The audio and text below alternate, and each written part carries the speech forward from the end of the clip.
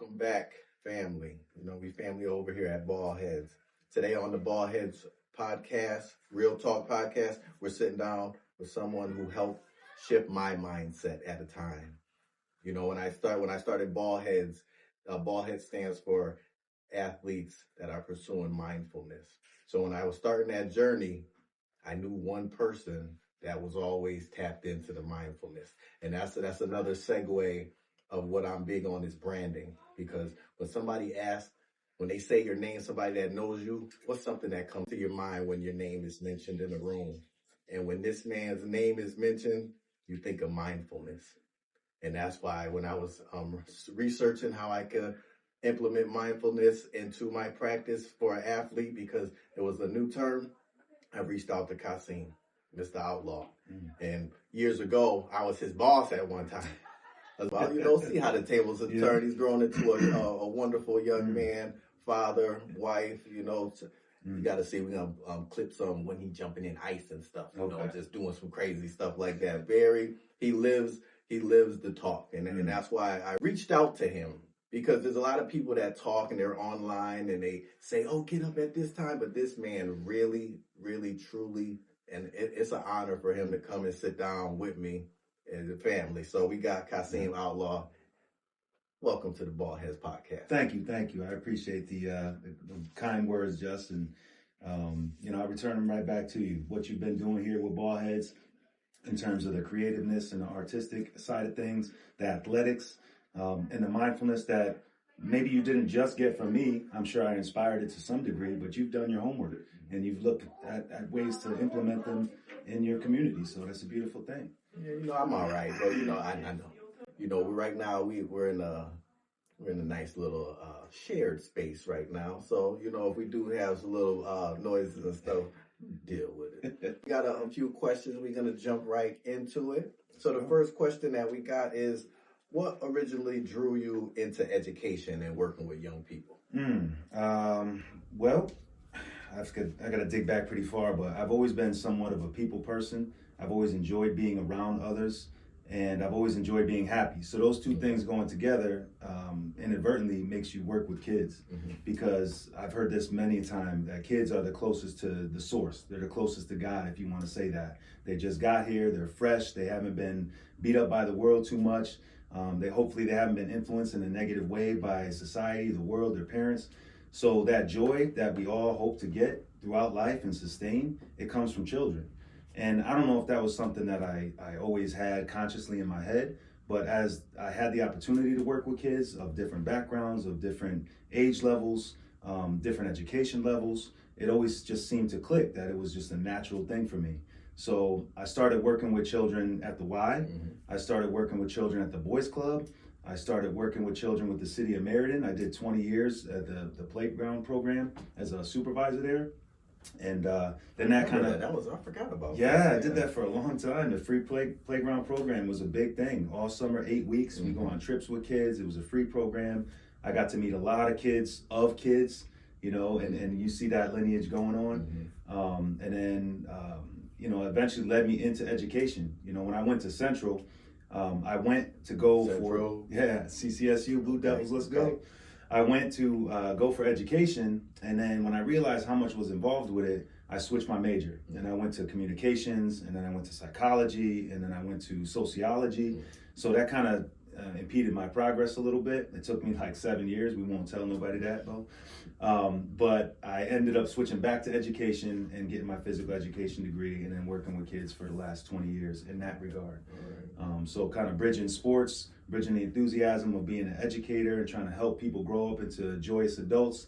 It kind of went hand in hand. Okay. How did sports play a role in your life as the beginning of you doing mindfulness and you're not even knowing at the time? Like, did your coach, did they implement things that you started to, when you get older, it's like, that's what he was trying to do? I mean, nothing that I can recall. I mean, I know coaches, we grew up in a different era where coaching was very hard-nosed, kind of get your act together, pull yourself up by your bootstraps and get pumped up for a game. So I don't know if they were using any mindful techniques on purpose. But as I kind of progressed into thinking about mindfulness as a tool, I started to see some parallels in sports. At least it provides you an opportunity for that, right? You've got the build up, you've been training, you've been working towards this competition. So you have to kind of look within and see what you're really made of. And then you go through the ups and downs of losses and wins, and you kind of build yourself up back from that. And I think, when we start to look at mindfulness and its like core values and some of the tenets of it, they fit really well with sports. Like some of the greatest athletes on the world stage right now all use mindfulness. They meditate. They're doing, silent retreats. They're hiring gurus and yogis to come in and work with them one-on-one.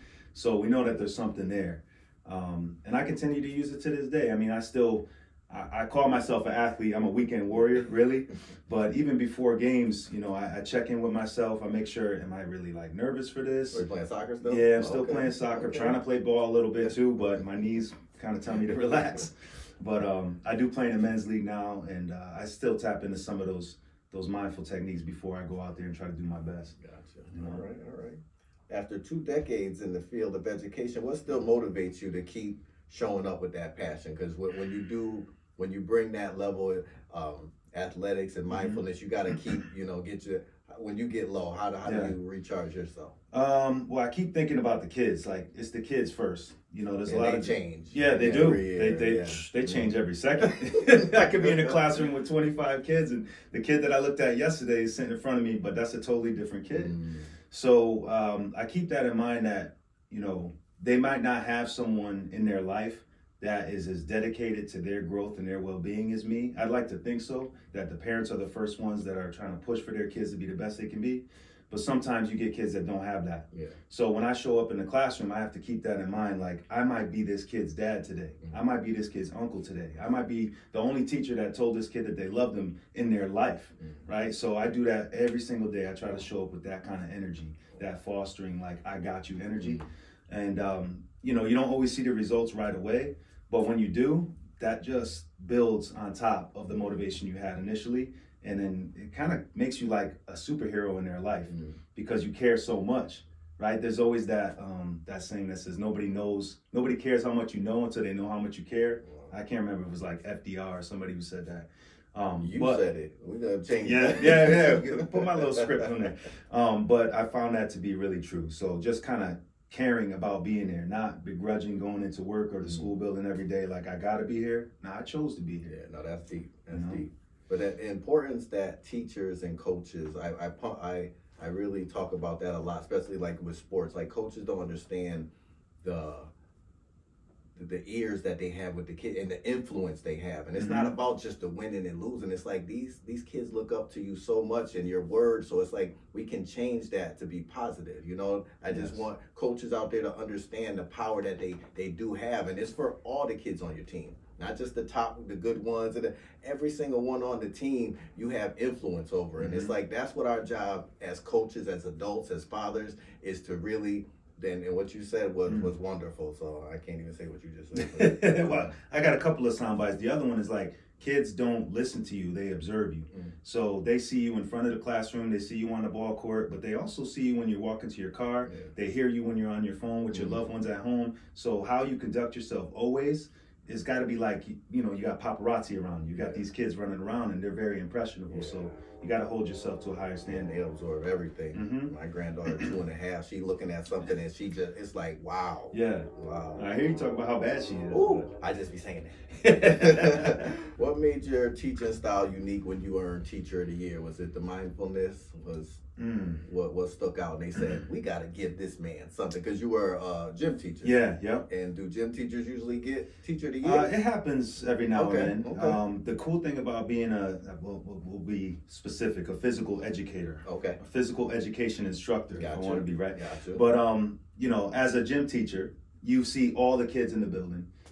You see them multiple years in a row, so you get to see them grow. So you have all of these close contacts with the kids. You work with all the other teachers because they know that that's a big part of the day for them to release some energy. If they're having some issues, they'll say, hey, I think this kid, this just gave me a thought.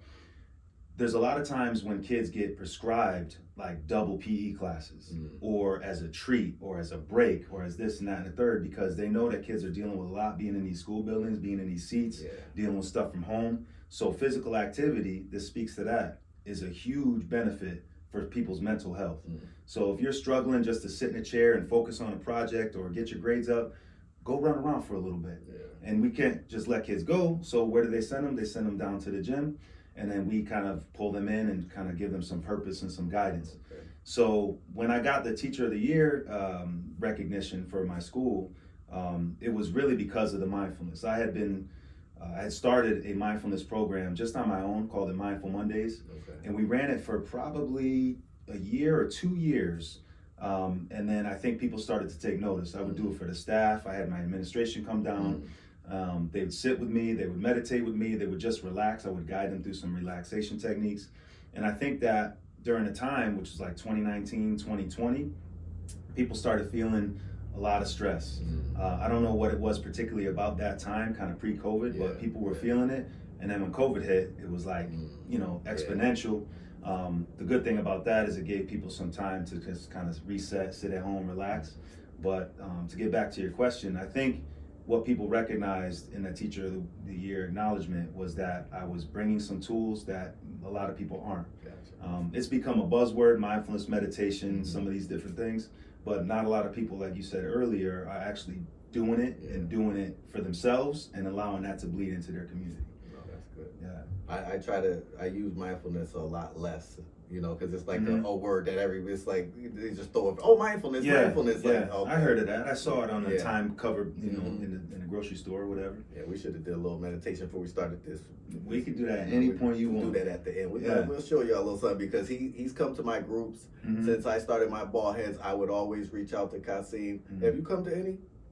Your kids have, but he's come. And he does, and the kids listen and they love it, and it's like we just got to give them the opportunity. So don't think that your young boy or girl at the house can't meditate, because it could take 5 seconds. A lot of things can happen in 3 seconds that can change your whole trajectory. So it doesn't have to be a long 5, 10, 15 guru on the top of a mountain. It could be just 3 seconds, breathe in and out. And now they didn't get into a fight, or they didn't curse the teacher out. There's a lot of different things. So it's not about the time, it's just about the practice. And you taught me that about a muscle. Yeah. It's just like, it's like working out. So even if you're doing it a little, it's like you're doing something. So I still remember those when you was talking to the kids. I'm over there. What's that? Could you share a moment with a student that changed your perspective as an educator? I know you said you touched on that a little about the influence you have. Anything in particular? I mean, after 20 years, there's probably been so many different instances. Just one thought that came right on the top of my head. I remember a time when there was one kid who was hanging out with another kid, and the kid he was hanging out with wasn't up to the best things, right? He was constantly getting detentions and suspensions and things like this. And I remember saying to the kid that was following him, you might want to choose someone else to kind of look up to and hang around, because they're getting in trouble all the time. You might not want to do that. Now, I thought that was the end of it. Now, this young man went and told the other young man what I had said, and he was infuriated. He came and found me, and he was yelling at me, and the administration was there, and we sat him down, and I was trying to talk to him and trying to relate to him the message I was given. But at the time, he just wasn't trying to hear it, and he left angry, and I haven't really spoken to him since.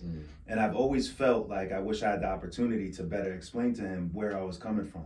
Because as a kid, they're very emotional. They're working off their amygdala, the emotional center, and they might not actually hear what the intention is. Even sometimes in a classroom, the face that you make, they don't really understand sarcasm. They don't understand a higher level of humor that adults might. So you have to be very careful on how you word things. So that was something that kind of reminded me of that I have to be very careful and mindful, if we want to use that word, of how we communicate with young adults.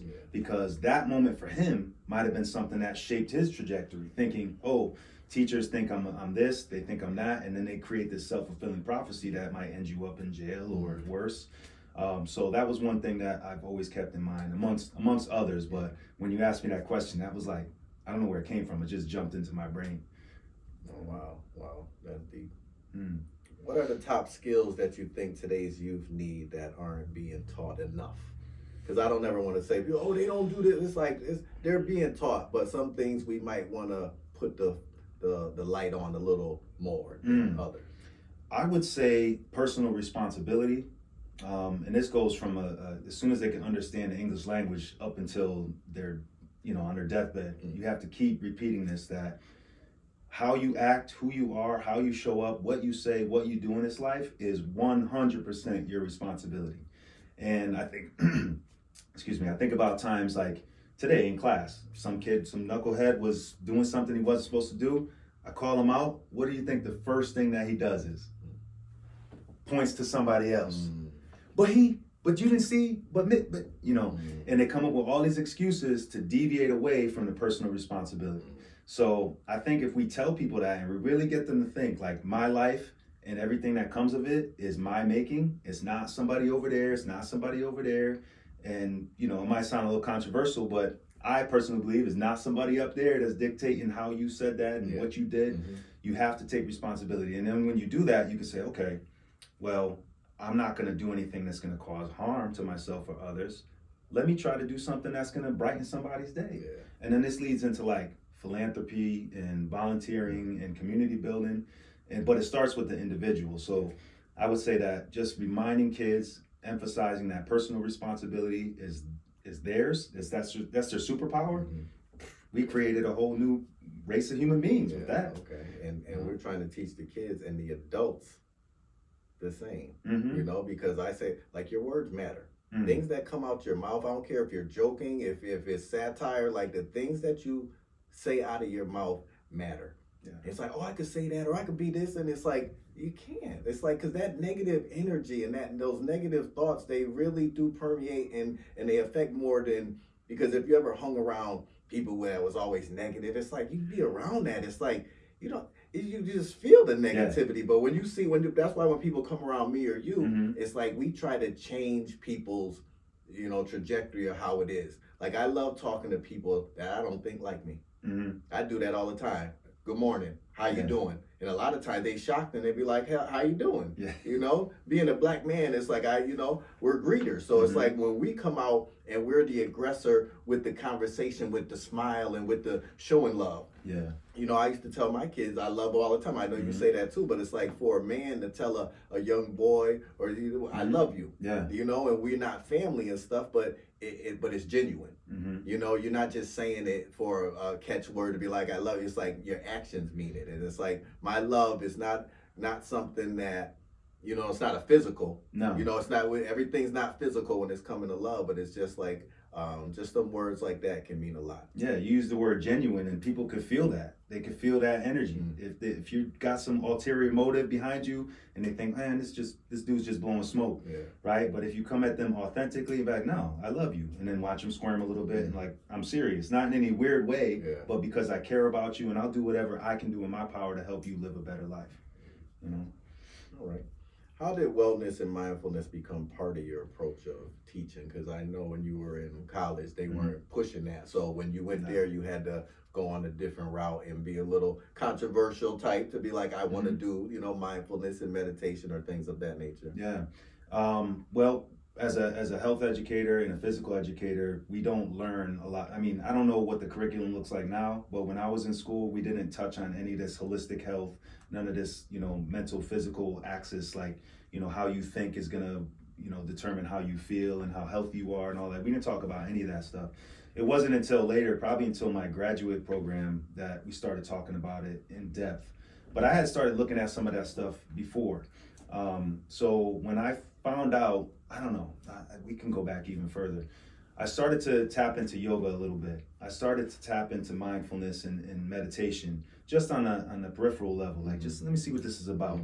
And then when I found out that I was gonna be a father, that made me kind of do this self-audit and start to look at the way that I was living and just clean it up. It wasn't terrible by anybody's measure, but at the same time, there was a lot of things that I was doing that wasn't conscious, that wasn't elevating me as a person. And I started thinking, like, if I'm gonna have this brand new human here looking at me, like, what are they gonna take from me? Would I want them to do the exact same things that I'm doing, speak the way I'm speaking, eat the way I'm eating, live the way I'm living? And like I said, there was some things that I wanted to clean up. So that kind of pushed me further. I did a mindfulness-based stress reduction program. So that was like an 8-week program where I learned some meditation techniques, some of the kind of the principles behind mindfulness itself.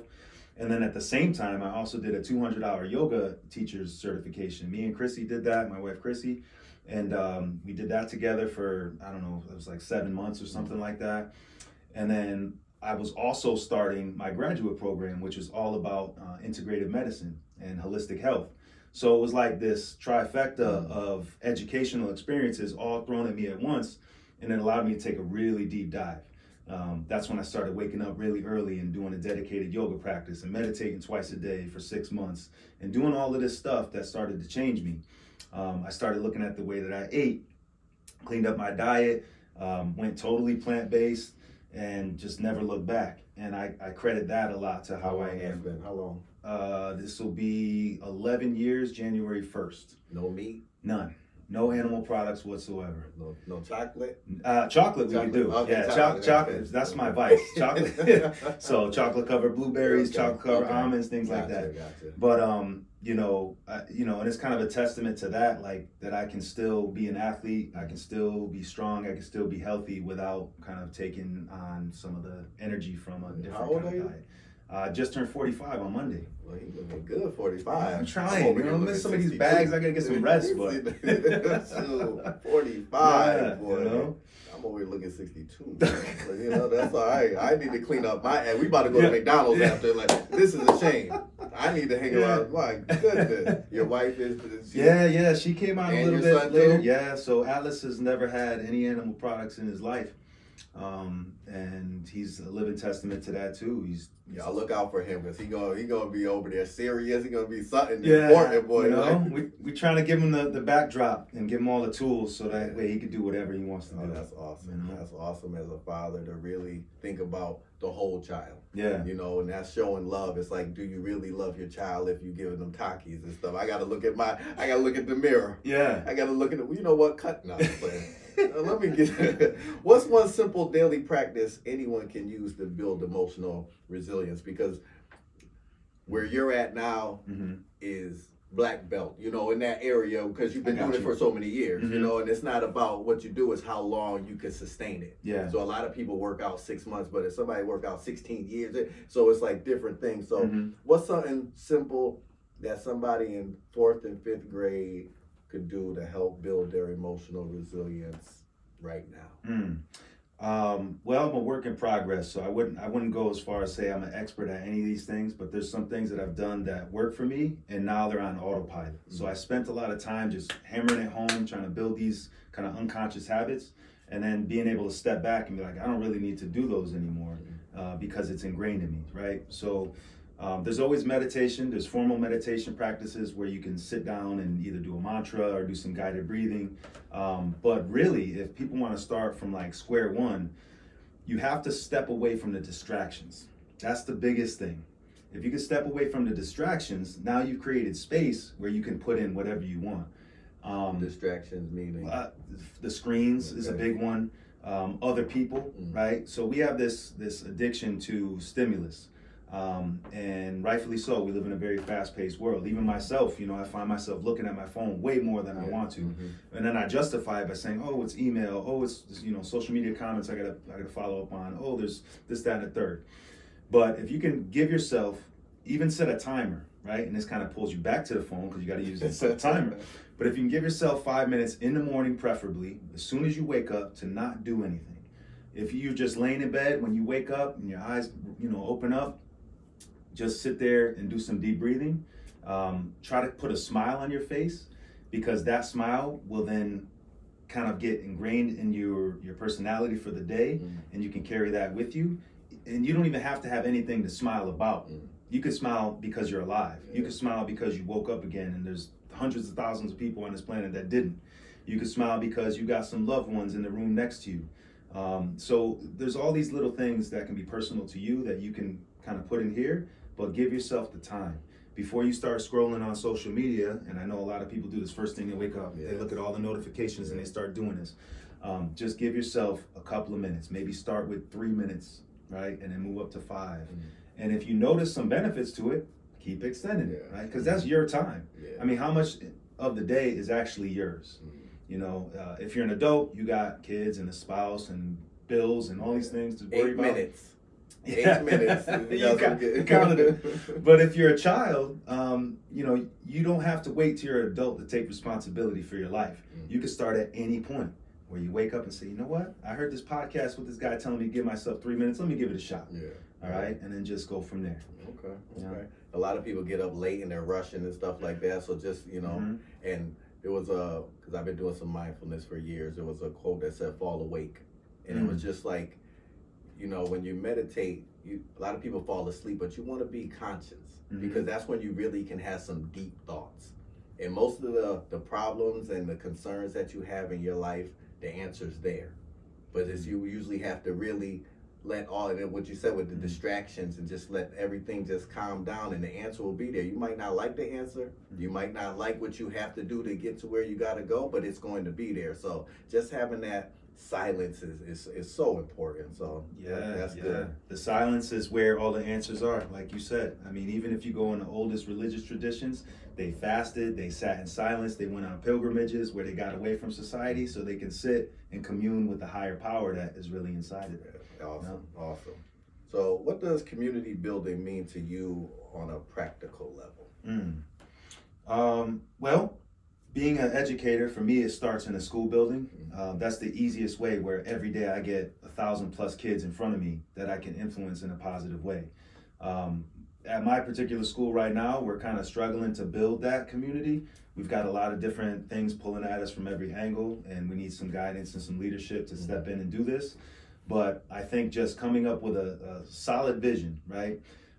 Let's say in my family, if me, myself, my wife, and my son are all going in different directions, we all got different ideas about how we should live our life, we're not going to get anywhere together. So the only way is to kind of come up with this solid, cohesive vision on what we want out of life and work towards it together. Because you can make a family happen, right, without that, but it's tough. Yeah. You're fighting all the time, you're arguing, you're making concessions, and you're trying to make these deals.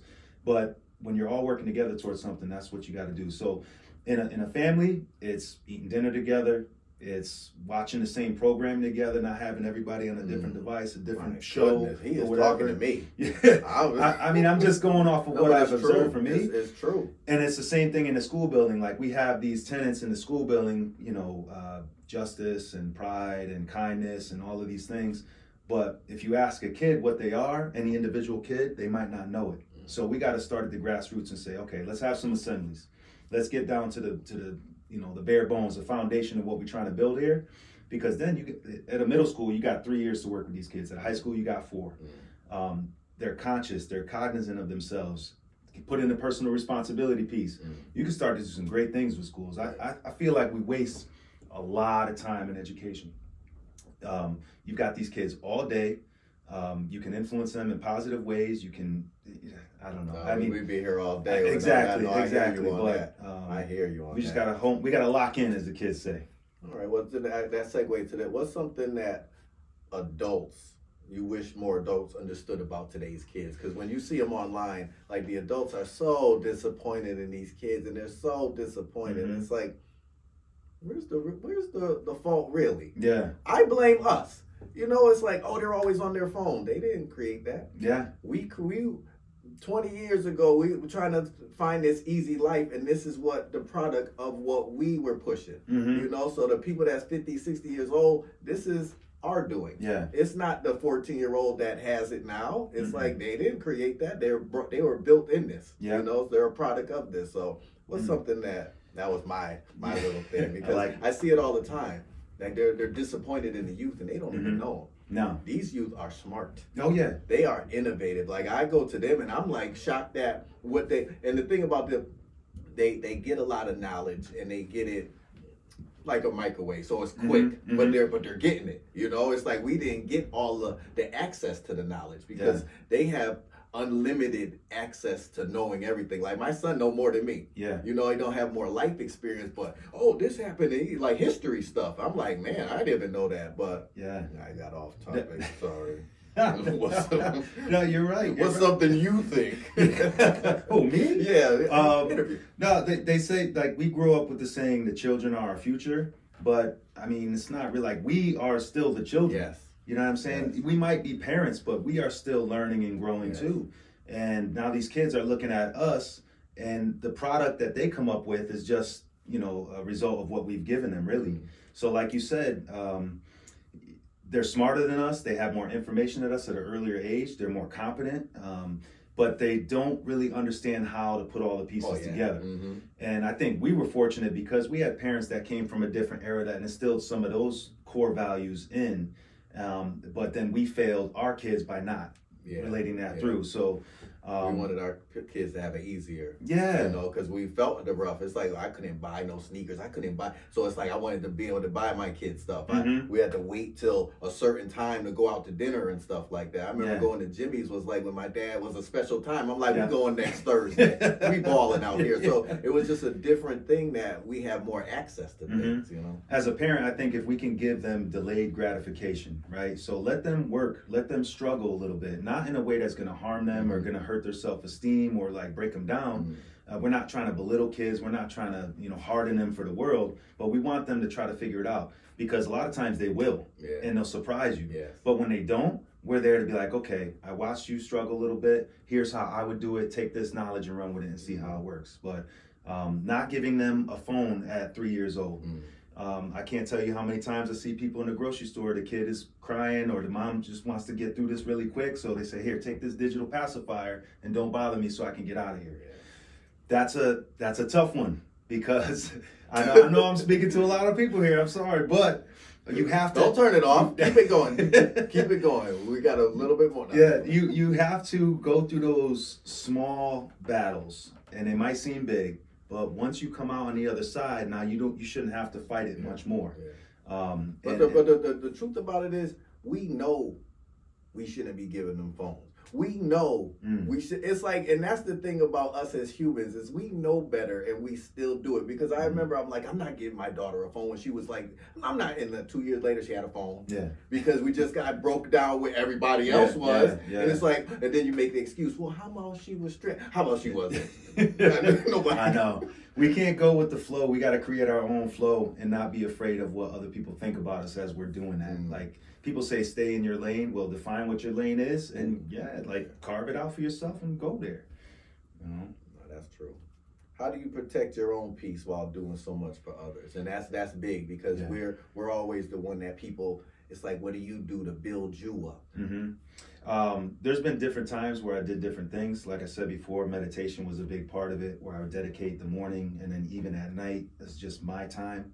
Dad goes in the other room, shuts the door, shuts the lights off, don't bother me for half an hour. I'm blessed to have a family that will give me that. Sometimes I hear the dog barking, sometimes I hear them yelling or whatever, but at the same time, I can retreat to my own space. Lately, one of the things that has been really grounding me and helping me deal with some emotional ups and downs is running. So we talked before about how physical activity is a stress buffer. So that's huge. I like to go for long runs. Sometimes I'll do no music or no podcast. Sometimes I'll throw on some music and I'll just go for as long as I feel I can, and then turn around and come back.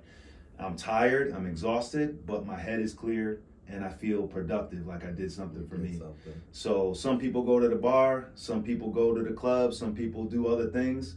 But if you can find something that you can do that gives you that same kind of fulfillment, but is also good for your body and good for your mind, I think that's the sweet spot.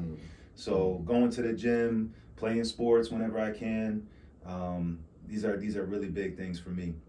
How far you can run? You done any marathons, anything of that nature? I did a couple like 5Ks and 10Ks years ago. That's enough. I know. I'm not a huge fan of 1K. Like the organized runs, you got to pay for, you got to register, you got to show up. Me, I'm just kind of like, I think about it. So that's one thing that I'll tell your audience, is that I'm very impulsive. When I think about something, I just do it. So the whole vegan transition, I just thought about it. I was like, all right, I'm gonna give it a shot. And I just did it. And people are like, don't you miss this? Don't you miss that? Well, I made my mind up about something, and that's what I'm doing. It's kind of like, I'll say in your relationships, you dedicate yourself to somebody, you're married to somebody, you say, I love you, that means something. That's this, right? That's a decision that I made. That person could not love me, that person could not want to be around me, but I've already made the decision that I'm there. So when it comes to working out or it comes to going for a run, I'm like, you know what? I'm gonna run to this place. Like the other day I ran 11 miles, right? I'm gonna run to my boy's house over here. This was Thanksgiving morning. And then I'm gonna run to my other boy's house over here. I didn't know how far it was, but I already saw it in my head where I was going. So I got to the first friend's house. I'm like, I feel pretty good. Let's keep going. All right, take the long way. Take this right. Take that right, right? And eventually you come home and you're like, yo, I just ran 11 miles. I didn't set out to do that. You feel good. Yeah, but I feel great. Something. Accomplished, yeah. No, that's big too, because what you said about, helping, because even like my granddaughter, she got a Mr. Potato Head and she's struggling to put things in it sometimes. And I'm like, you want me to help you? Yeah, and I help her, just the system, but she could do it. Yeah. So it just takes time, or I could just do it all for her and just, and that's why I got to be like, stop. Let her struggle. Yes. Let her struggle, because when they get past that struggle, they feel so much better and feel accomplished. Yeah, their confidence gets built, and then that transfers to the next thing that they do. Yeah. All right. Yeah. I know there was two things. How do you get prepared to do the ice challenge? Because if you guys don't know, he'll go to a pond and it's ice, and he chop it open and then go in the water.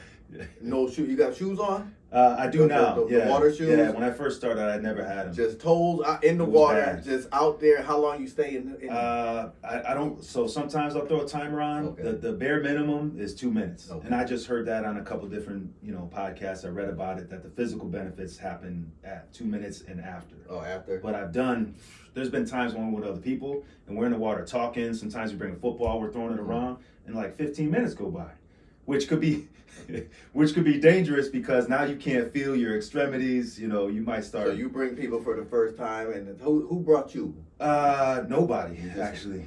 So I'll give you the little history real quick. So we live in Connecticut right now. It's probably 2 degrees outside. That's not ideal for humans in my mind. It's not ideal for me. I want to be in the tropics. I want to have my shirt off. I want to be at the beach. So my family wants to relocate to that kind of environment, but we haven't done the work yet. We haven't made it happen. So I told myself years ago, 5 years ago exactly, that if I'm gonna live here in this environment, I'm gonna pay for it. So during the winter, to make it go by quicker, I would wake up on the weekends and I would either go to the ocean or I would go to the pond or the lake, and I would just sit in there and I would use it as a meditative practice, but I would also use it as motivation to not do this no more.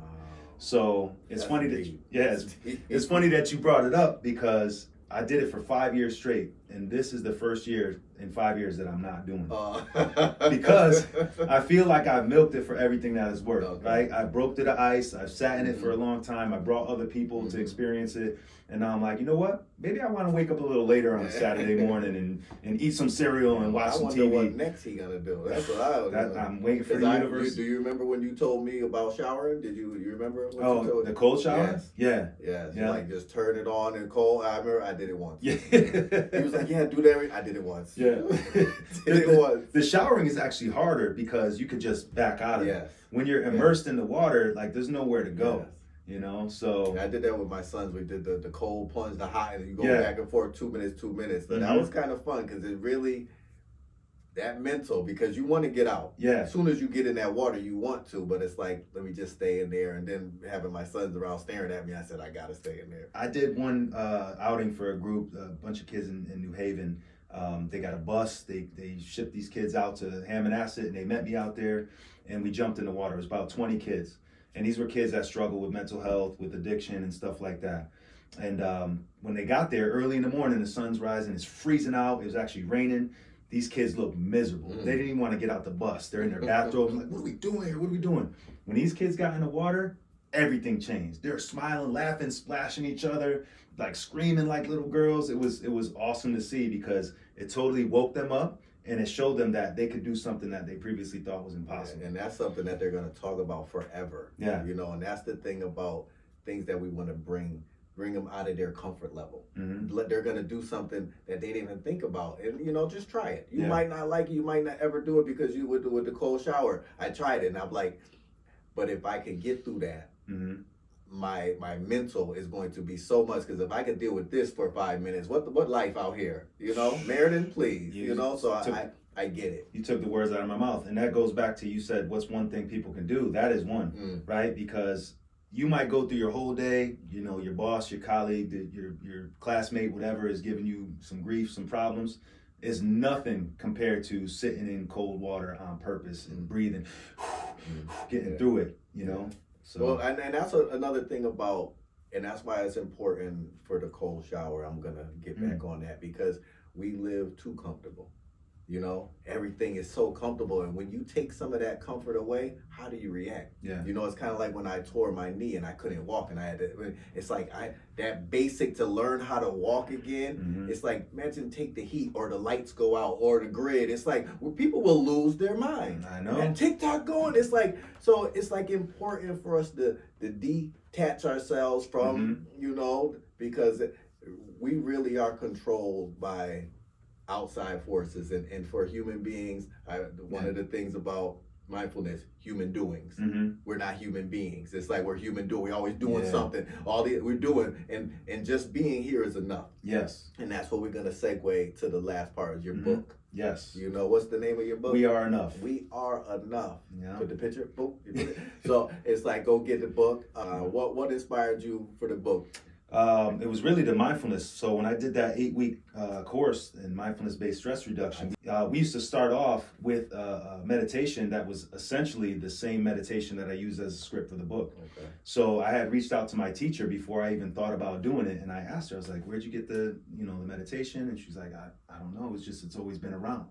So I don't know. Disclaimer: I don't know who originally came up with the phrases. What I have is enough, what I do is enough, what I am is enough, I am here and I am alive and that is enough.